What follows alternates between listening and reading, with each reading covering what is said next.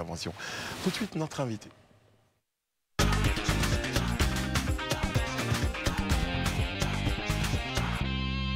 Monsieur Kofi Nguessan, ministre de l'Enseignement technique et de la formation professionnelle et de l'apprentissage dans notre compagnie sur ce plateau. Bonsoir, monsieur le ministre. Merci d'accepter d'être ce soir sur notre plateau. Merci de m'avoir invité. Je vous en prie. Monsieur le ministre, depuis le 6 avril 2021, vous êtes donc à la tête du ministère, dont je disais, de l'enseignement technique, de la formation professionnelle et de l'apprentissage. Lorsque vous arrivez le 6 avril 2021, qu'est-ce que vous constatez? C'est quoi l'état des lieux? L'état des lieux, c'est qu'il faut faire le tour d'abord des établissements et voir les statistiques. Parce que dans l'enseignement technique, on a 67 établissements publics, plus de 585 établissements privés. Et il faut aussi voir la qualité des établissements qu'on trouve. Bon, ça fait depuis 1960 que certains établissements existent. Et il y en a qui ont été réhabilités, il y en a d'autres qui n'ont pas été touchés du tout.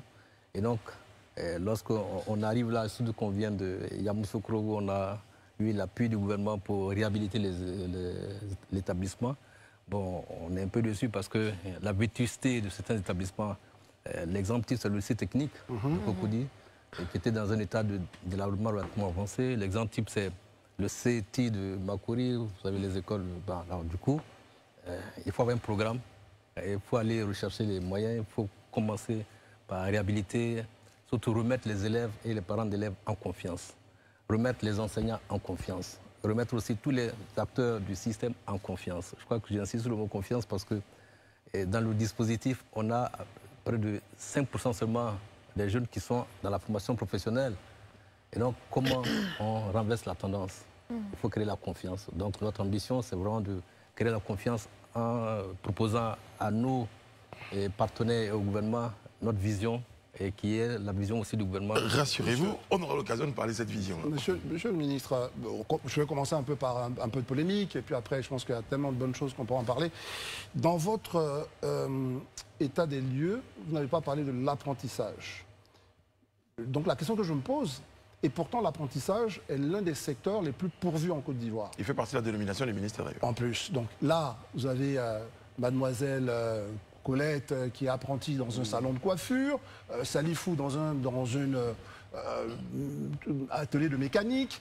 Et ça, c'est tellement dense que je suis étonné et même surpris que vous n'ayez pas considéré ça dans votre état des lieux. Est-ce que vous ne reproduisez pas justement ce manquement de l'État de Côte d'Ivoire qui a délaissé l'apprentissage pendant des années? Non, vous avez tout à fait raison. Aujourd'hui, l'état des lieux porte d'abord sur les infrastructures. D'accord. L'apprentissage, ce sont les programmes qu'on met en place pour recruter et former en fonction des besoins du secteur privé, du secteur productif d'une façon générale. Donc l'apprentissage, la dénomination du ministère, c'est le ministère de l'enseignement technique, de la formation professionnelle et de l'apprentissage. Très bien. Et donc le mot apprentissage apparaît.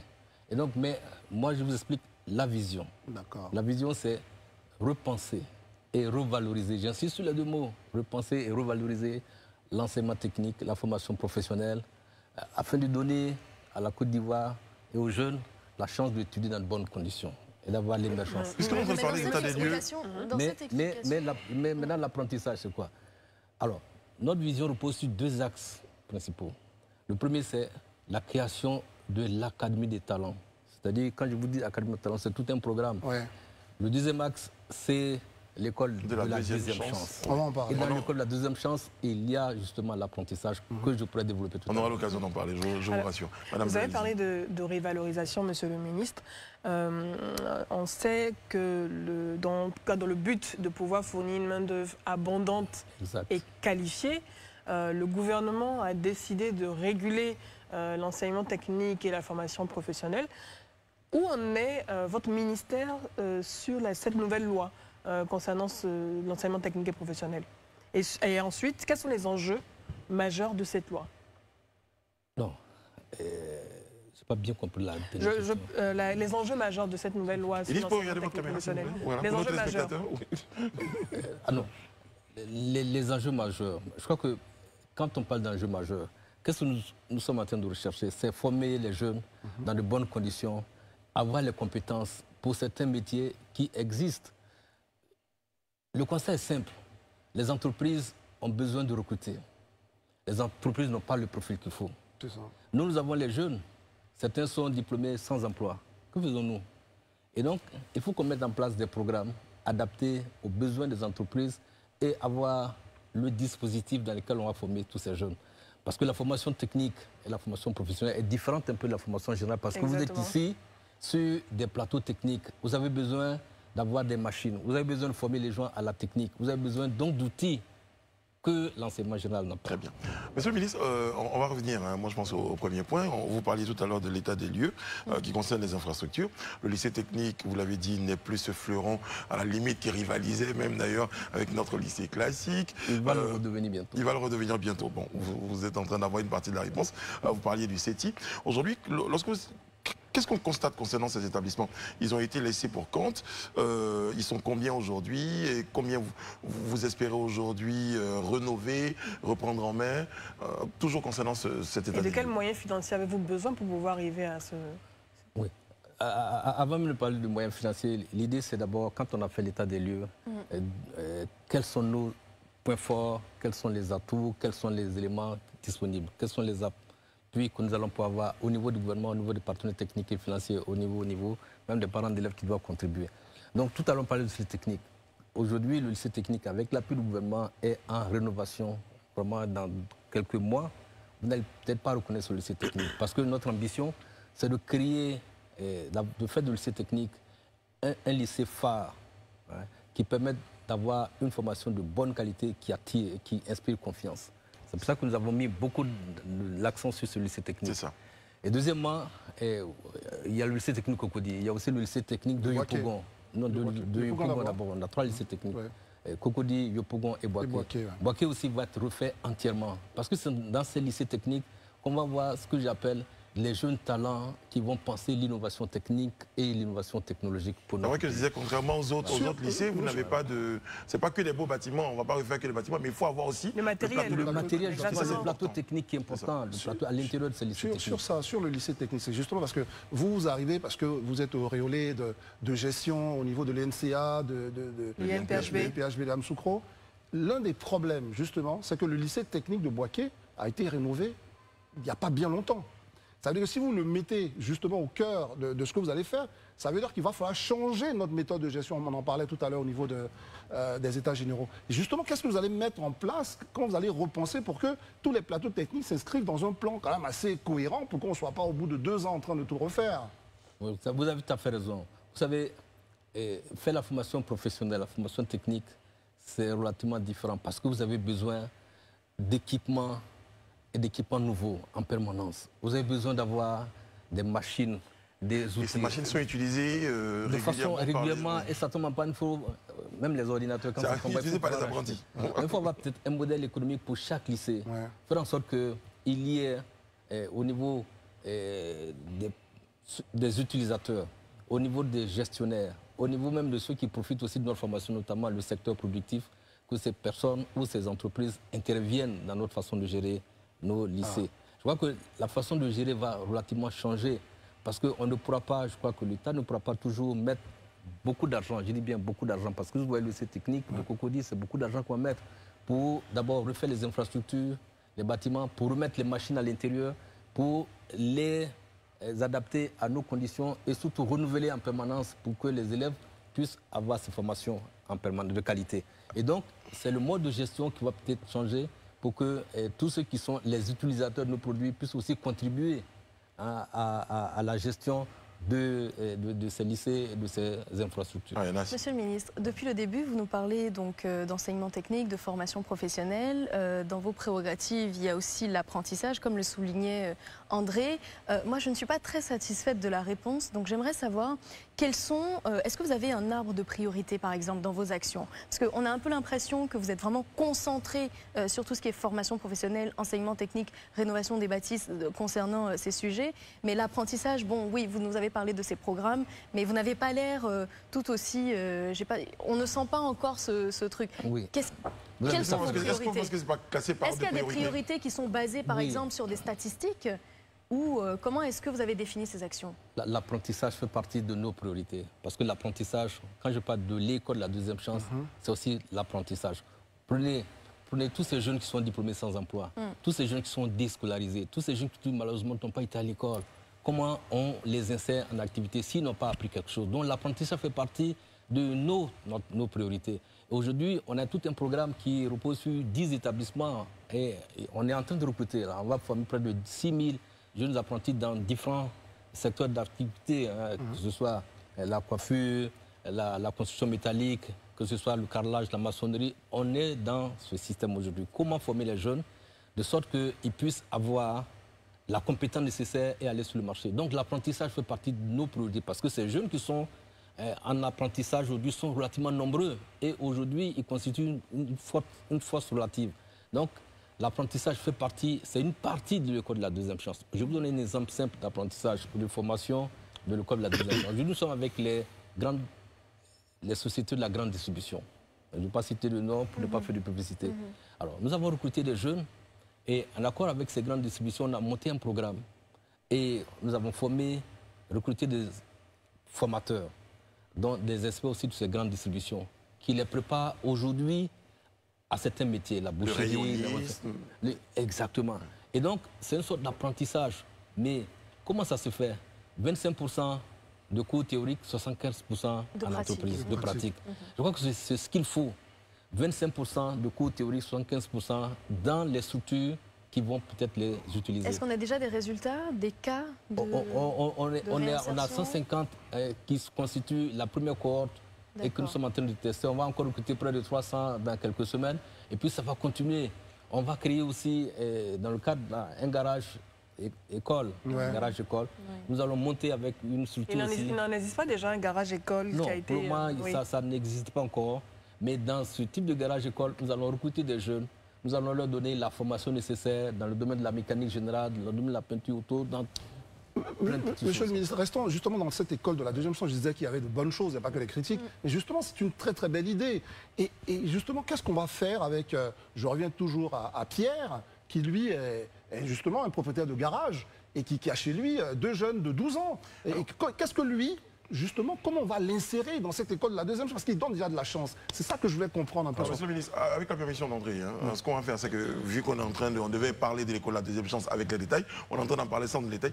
Est-ce qu'on présente déjà cette école de la deuxième chance à nos téléspectateurs? Et après, on pourrait peut-être revenir à la question. Qu'est-ce que c'est l'école de la deuxième chance? Alors, l'école de la deuxième chance, vous savez, ils sont nombreux, tous ces jeunes, malheureusement, qui ont fait de bonnes formations, mais qui n'ont pas été formés au métier. C'est ça. Et pour lesquels...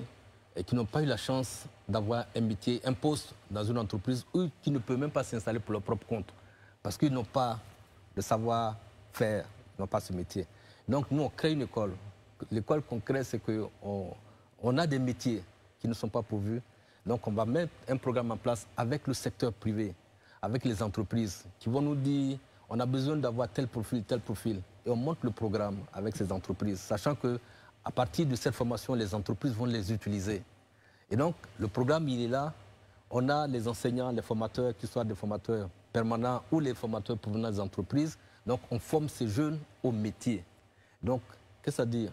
Donc, il y a 25% de cours théoriques qu'on a identifiés, 75% en entreprise pour avoir ce savoir-faire, pour acquérir ce savoir-faire. Donc, à la fin de la formation qui va, quelques mois, c'est de courte durée, ça ne va pas excéder 8 mois maximum, ou ça peut durer, parce qu'en fonction de ce qu'on veut donner aux jeunes, on va définir la durée de la formation. Donc, une fois que la formation est faite, l'entreprise, ou là où le jeune a été inséré, c'est qu'il y a un savoir-faire.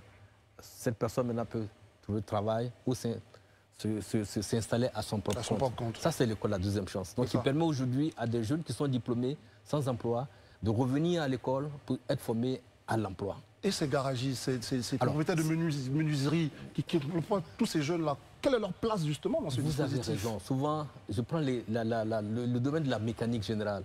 On a aujourd'hui, certains garagistes ont été formés sur des moteurs qui n'existent même plus. Les moteurs ont changé de forme, c'est des moteurs électroniques aujourd'hui. C'est pour ça que dans les formations, on a la mécatronique, la mécanique et l'électronique. Et donc, on va faire venir tous ces maîtres artisans, comme on les appelle, ces maîtres mécaniciens, on va les former. Et puis, eux, à leur tour, ils vont former encore de nombreux jeunes. Mais comme ils savent déjà faire la mécanique, ils vont s'installer à leur propre compte ils vont être des employeurs, mais ils auront la technicité nécessaire. Monsieur le ministre, on va vous garder quelques secondes, on va aller à la pub, il y a des impératifs publicitaires, et ça c'est, je suis sûr que ce qu'on venait de dire va intéresser mon mécanicien qui s'appelle Abdou, qui lui a besoin d'être recyclé.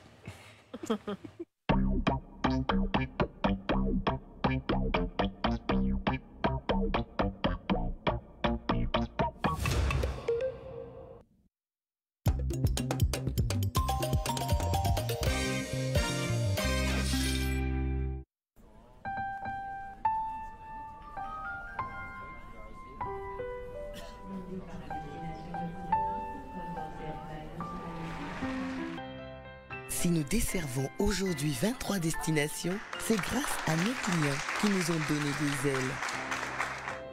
Si nous avons acquis une flotte de 10 avions, c'est grâce à nos actionnaires et partenaires.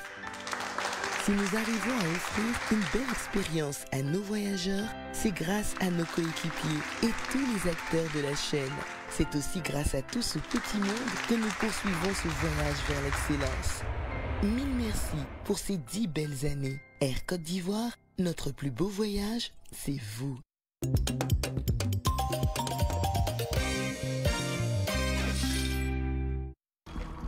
Bryson! Où est Tyler? Il t'arrivera rien. Dis-nous seulement où il est. Tous les mardis soirs, Sydney et sa coéquipière Nancy combattent le crime à Los Angeles, la cité des anges. Évacuez la zone tout de suite! Éloignez-vous du van jaune! Éloignez-vous du van jaune! Allez, vite, vite! Entre leurs enquêtes et leurs histoires personnelles, leur quotidien est toujours plein d'action. Cette famille représente tout ce que j'ai de plus précieux. L'adolescence, c'est pas une période facile. Alors je veux juste que tu saches que je suis là pour toi. Les moments en famille, j'avoue que j'ai toujours du mal. Police! Poussez-vous! Poussez-vous! Allez, poussez! Ça va! Joli tacle! Attention à mes fringues! Tu faisais une promenade ou quoi? Ce truc va trop vite! Ne manquez pas les nouveaux épisodes de la saison 2 de votre série US Los Angeles Bad Girls avec Gabrielle Union et Jessica Alba tous les mardis sur Live TV.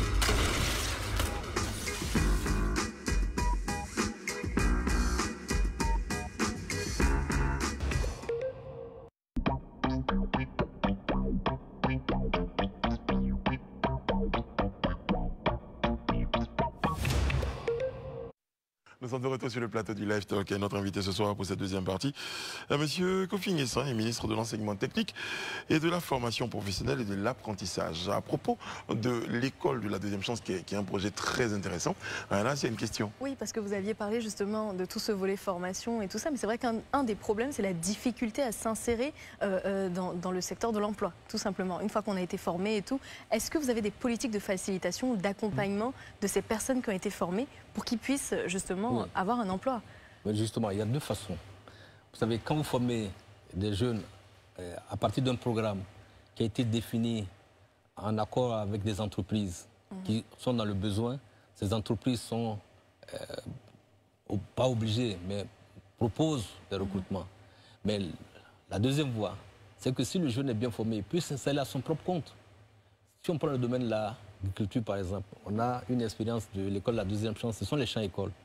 C'est créer des écoles modèles, des champs modèles, pour permettre aux jeunes de venir apprendre l'agriculture et de façon, avec la méthode qu'il faut, pour qu'ils puissent s'installer pour eux-mêmes, à leur propre compte, et travailler pour eux-mêmes, et quelquefois devenir eux-mêmes des employeurs. Et donc l'idée, c'est que dans l'école de la deuxième chance, il y a plusieurs aspects. Former pour aller dans le secteur productif, former pour travailler pour soi-même. Mais tout dépend aussi du niveau du programme que nous proposons. Parce que tous les jeunes n'ont pas été à l'école. Et quelquefois, ils auront du mal à comprendre l'intensité, les bases qu'il faut. Ouais. Je crois que vous avez tout à fait raison. Mais comment on fait pour attirer les jeunes? Parce qu'on sait que depuis de nombreuses années, c'est plutôt les métiers, je vais être terre à terre, dans les bureaux qui ont été valorisés, qui continuent d'être valorisés. Et même quand on dit école de la deuxième chance, ça veut dire, OK, on n'a pas réussi ici, ou on n'a pas réussi à trouver du travail ici. Donc on vient dans cette école de la deuxième chance pour essayer quand même de pouvoir être repêché. Si mais comment on rend glamour, c'est ça en fait. Si mon fils il veut me dire, papa, j'ai envie de devenir ébéniste, menuisier, voilà, menuisier. Il faut qu'on se parle, mon fils. Alors qu'en Europe... Alors que c'est un métier qui... Si je termine, alors qu'en Europe, ce sont des métiers qui sont valorisés. Il y a le concours du meilleur artisan de France. Et c'est des métiers, surtout, dans lesquels le luxe, l'industrie du luxe, comment on les intéresse le maximum. Finalement. Comment on les intéresse? Mais vous avez raison. C'est pour ça que dans notre vision, il y a deux mots. Repenser, revaloriser. Vous avez tout à fait raison. Il y a des parents qui pensent que devenir maçon, devenir aujourd'hui menuisier, devenir carreleur, c'est parce qu'on a échoué ailleurs. Mais ce sont des métiers pour lesquels on recherche aujourd'hui. Il y a des entreprises avec lesquelles nous sommes en train de discuter qui ont besoin de carreleurs parce qu'on n'en a pas sur le marché. On a des entreprises aujourd'hui qui ont besoin de maçons. On n'en a pas, on va chercher dans la sous-région. On a des postes aujourd'hui de conducteurs d'engins. Même de soudeurs. Même de soudeurs. Justement, on va créer une école de soudure avec des partenaires, mais on n'en a pas sur le marché. Et donc aujourd'hui, c'est comment vous intéresser ces jeunes. Il y a plusieurs techniques. C'est pour ça que dans le système que nous mettons en place, il y a le rôle du psychologue qui est relativement important, qui explique qu'est-ce que vous gagnez en faisant ça. Qu'est-ce que vous ne gagnez pas en ne venant pas faire l'école la deuxième chance, en ne faisant pas la requalification. Je crois que c'est expliqué aujourd'hui, mais je suis confiant parce qu'il y a quelques années, est-ce qu'on pouvait imaginer que des Ivoiriens auraient pu être des agents de sécurité? Aujourd'hui, ils sont dans des sociétés qui les emploient comme agents de sécurité parce que peut-être on leur a expliqué, parce que ces sociétés aussi s'occupent de ces personnes. Donc notre rôle aujourd'hui, c'est de revaloriser ces métiers qui... Très bien. Là-dessus, oui, monsieur, vous faites bien d'aborder cet aspect des agents de sécurité. Justement, dans votre plan, il y a cette redynamisation du comité paritaire de pilotage. Et c'est là où c'est important. Il faut convaincre les parents, mais il faut convaincre aussi tous les autres acteurs qui, parfois, justement, tirent les salaires vers le bas, face à des métiers où il y a beaucoup de talent, vous le dites dans vos documents. Comment on fait justement pour convaincre justement tous ces partenaires-là en redynamisant justement toutes ces structures? Comment on fait finalement? Quelle sera la méthode? Parce qu'encore, monsieur le ministre, c'est pas qu'on n'a pas envie de devenir vigile, on n'a pas envie d'être dans la sécurité. Moi, c'est dit, c'est dans la sécurité, vous touchez 15 000. Donc, du coup, ça n'a plus envie de...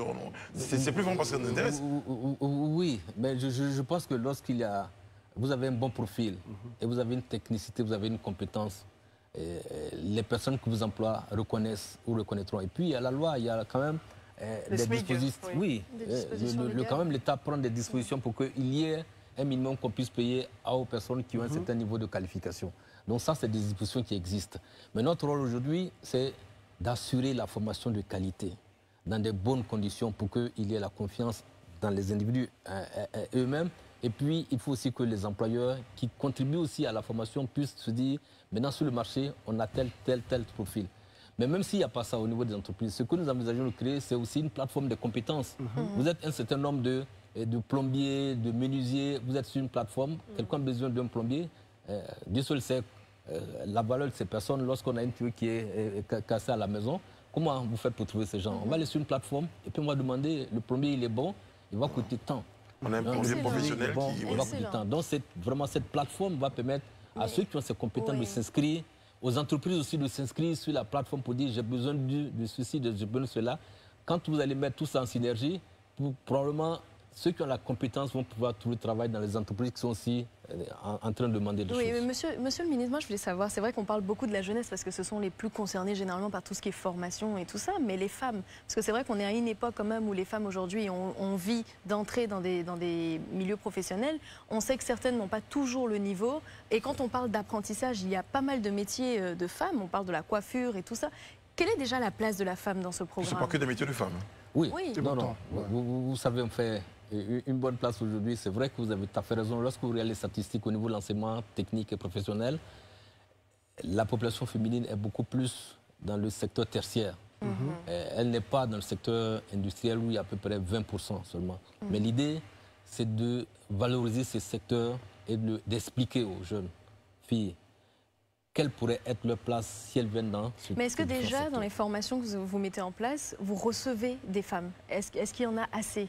Aujourd'hui, les formations que nous sommes en train de mettre en place, aujourd'hui, on ne fait pas de distinction entre les filles et les garçons. Est-ce qu'il y a un réel engouement de la part des femmes pour les métiers dans le secteur? Ou est-ce qu'il faut aller les chercher? Non, on ne va pas les chercher. Parce que la population est là. Ces jeunes gens et ces jeunes filles ont besoin de tout le travail. Donc lorsque vous ouvrez, comme ce que nous venons de faire pour la grande distribution, on attend les candidatures. Elles s'inscrivent parce qu'elles ont besoin d'être formées. Moi, je vous raconte une petite histoire. Lorsqu'on est parti à l'ouverture de la session, il y a une jeune fille qui est venue me voir et me dit, mais monsieur le ministre, est-ce qu'on va être formé et puis je vais retourner à la maison? Je lui dis non. Vous allez être formé, mais vous allez travailler maintenant en entreprise. Parce que les entreprises vont vous former, vont vous recruter. Pour revenir sur l'apprentissage, je vais rester un peu sur la question un peu légale. Ailleurs, justement, l'apprentissage est une vraie politique nationale, notamment avec les entreprises. On va vous dire, si vous prenez un apprenti, justement, dans une entreprise X, industrielle, ça va vous valoir justement un dégrèvement d'impôts, des choses comme ça. Est-ce que cette axe-là, justement, sera explorée pour que plein d'entreprises, on a un tissu industriel qui n'est pas le plus important, mais qui est quand même énorme. Est-ce qu'on va utiliser cet outil pour favoriser justement l'apprentissage dans les grandes entreprises aussi Sachant que, par exemple, pour les entreprises déjà existantes, il y a une exonération de 25 000 francs par stagiaire, par exemple. Donc, ça peut accompagner cette politique. Mais je crois que vous avez raison. Moi, je prends des pays d'Europe occidentale. C'est une culture des entreprises de pouvoir recruter des apprentis, de les former et au besoin de les garder. Cette culture va s'installer progressivement dans notre pays, sur notre continent, parce que les entreprises ont besoin d'avoir des personnels qualifiés. Je crois que vous avez tout à fait raison. Nous allons entreprendre des discussions avec le secteur privé, avec les entreprises, pour que progressivement, ces entreprises qui, par ailleurs, cotisent au Fonds du développement de la formation professionnelle, puissent aujourd'hui recruter des jeunes, les former et au besoin les garder si possible. Je crois que vous avez tout à fait raison. Monsieur le ministre, quand vous partiez au travail ce matin, dans votre voiture, ou en venant à la télé ce soir, vous avez certainement vu tout au long du chemin, où vous apercevez des jeunes aujourd'hui qui se posent des questions, des jeunes qui se débrouillent un peu ça et là. Est-ce que ces personnes-là, pour ces jeunes-là aujourd'hui, peuvent s'attendre à quelque chose de votre part en termes de perspective? Oui, vous avez tout à fait raison. C'est même pas... Vous savez, lorsque vous allez dans des quartiers relativement peuplés comme à Bobo ou à Yopougon, vous voyez tous ces jeunes à certaines heures de la journée, ces jeunes qui sont regroupés, qui se cherchent, comme on dit ici. Notre ambition, c'est de trouver des programmes en apprentissage, des programmes de la deuxième chance, des programmes dans le cadre de notre champ école, des programmes dans le cadre de notre garage école, pour que ces jeunes soient convaincus et qu'ils viennent apprendre un métier. Moi, je rentre aujourd'hui d'une mission dans le Grand Est de la France. J'avoue que j'ai compris ce que l'école de la deuxième chance a apporté aux jeunes. Les recruter, les former au métier et les placer dans les entreprises ou leur permettre d'avoir leurs propres entreprises. Parce que dans l'école de la deuxième chance, un élément sur lequel on n'a pas encore discuté, c'est le module de l'entrepreneuriat. Former les jeunes entrepreneurs pour qu'eux-mêmes puissent s'installer à leur propre compte. Donc vous avez tout à fait raison. Lorsqu'on voit ces milliers de jeunes aujourd'hui qui ne font rien, nous sommes interpellés. Donc on n'a pas beaucoup de temps. Il faut qu'on agisse très rapidement, très vite. C'est pour ça que notre plan, c'est dans les mois à venir, c'est de mettre en place cette école de la deuxième chance, mais aussi éviter que l'école de la deuxième chance soit le refuge de nombreux jeunes encore diplômés sans emploi. Donc il faut créer l'école de la première chance. L'école de la première chance, c'est ce que nous avons appelé l'Académie des talents. C'est-à-dire avoir des structures de formation organisées, bien gérées, avec des programmes adaptés, des plateaux techniques relativement bons, des enseignants motivés qu'on va faire, qui vont avoir leurs compétences améliorées. Et donc, vous allez avoir, lorsque vous sortez d'une grande école, d'une bonne école, que se passe-t-il? L'entreprise que vous cherchez, ça c'est l'école de la première chance. C'est ce que nous visons aujourd'hui. C'est juste une petite question sur cette école de la première chance. Est-ce que la question de l'orientation dès la troisième, ça fait partie justement de cette réflexion-là, de détection de talent? Parce qu'un jeune de troisième, il peut avoir déjà un talent pour la menuiserie. Est-ce que ça, rapidement, pour ne pas me faire taper sur les doigts, ça fait partie justement de cette réflexion? Oui, vous savez, pour venir au lycée technique, on a eu la journée de l'orientation le 7 avril. Il faut finir la classe de troisième fois, le BBC. Puis aujourd'hui, je ne vous cache pas, on va même les chercher, on fait les démarches. Parce que ces étudiants, ces élèves n'ont pas encore confié dans notre système. Mais dans quelques mois, lorsque nous allons voir des lycées techniques rénovés, avec des plateaux techniques améliorés, des enseignants performants, on ne va même plus aller les chercher, ils viendront d'eux-mêmes. Tout dépend des infrastructures. Tout dépend aujourd'hui. Il faut que l'école attire, il faut que l'école soit attractif, c'est ça. Il faut que ce soit attractif. Je crois que c'est ce que nous sommes en train de faire. C'est ce que le président de la République aujourd'hui nous donne les moyens. Si vous voyez le lycée technique, pour ne pas dire le lycée technique au Codi, vous voyez le lycée technique de Yopougon, vous voyez le lycée professionnel commercial de Yopougon, vous allez voir que tous ces établissements ont changé d'aspect. Parce qu'il faut créer les conditions pour que les jeunes viennent et que les jeunes aient confiance. Il faut aussi créer les conditions pour que les entreprises qui vous accompagnent viennent. Les entreprises vont venir chercher les élèves parce qu'ils seront bien formés. Et je crois que c'est ce que nous sommes en train de voir. Et dans quelques valoriser années, le savoir-faire. Valoriser le savoir-faire, le savoir-être, le savoir-faire faire. Exactement. Merci, monsieur le ministre. Merci d'avoir été en notre compagnie. Lorsque nous préparions cette émission, nous sommes allés très loin. On nous a dit que votre première démarche, ça a été de choisir une feuille avec un stylo pour écrire votre vision. Vous avez l'impression qu'elle est en train de se mettre en place, la vision pour l'enseignement professionnel? Je crois que la vision pour la formation professionnelle, c'est comme je dis, c'est deux mots. Hein. C'est repenser et revaloriser l'enseignement technique, la formation professionnelle et l'apprentissage pour soutenir le développement socio-économique et culturel en vue de soutenir aussi l'émergence de notre pays. Je crois que ça va se faire à l'horizon 2030, les choses vont changer. Monsieur Kofi Nguessan, vous étiez en notre compagnie ce soir. Je rappelle que vous êtes ministre de l'enseignement technique et de la formation professionnelle et de l'apprentissage. Ça a été un vrai bonheur de vous avoir sur notre plateau. Nous vous donnons rendez-vous demain, ici même, pour un autre numéro du Live Talk. Prenez soin de vous et des autres. Que Dieu veille sur vous, qu'il veille sur la Côte d'Ivoire. À demain. Merci.